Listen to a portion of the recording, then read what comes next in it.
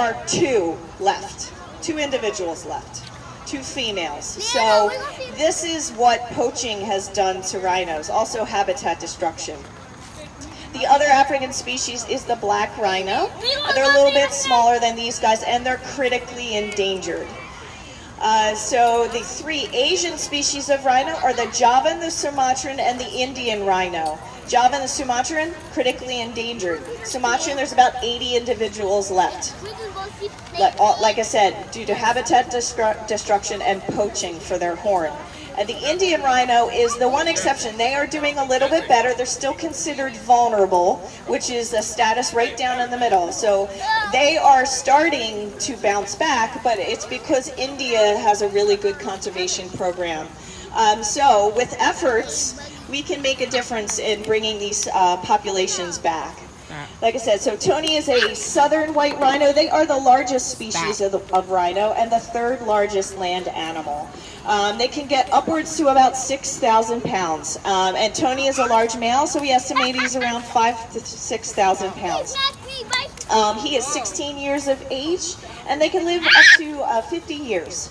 So he will be with us for a very, very long time. And like I said, he's a very sweet, affectionate individual. White rhinos all tend to be, white rhinos are the most social of all rhino species. So females will group together in groups like 5 to 7 females with their offspring. And they live together in the social group, and they do communicate to one another. They have different vocalizations. Males, like Tony, would be solitary in the wild at this age. So I like to call Tony, he's a big tank puppy. I do daily training with Tony, and oftentimes, like you may with your dog, you might use food as a reinforcer. So you have a dog treat, you give them a treat after they do a behavior that you ask them to. Tony's a little bit different. Tony likes his affection. He likes to be brushed. So that is his reinforcer for all the training that I do. And we've done several different behaviors. We have worked on several different behaviors together. And these behaviors are different things that allow me to take care of him better. So, okay.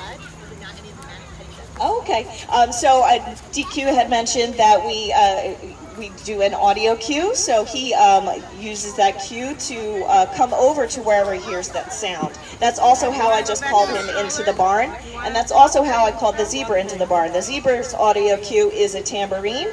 His is a cowbell. So when he hears that sound, you ring it, he'll come over. Most of the time. He's 6,000 pounds, so I can't make him do anything. He's got to want to do it. So that's one of the trained behaviors. The other behavior is a simple station or a target. So station is where he goes to a specific location once I ask him to.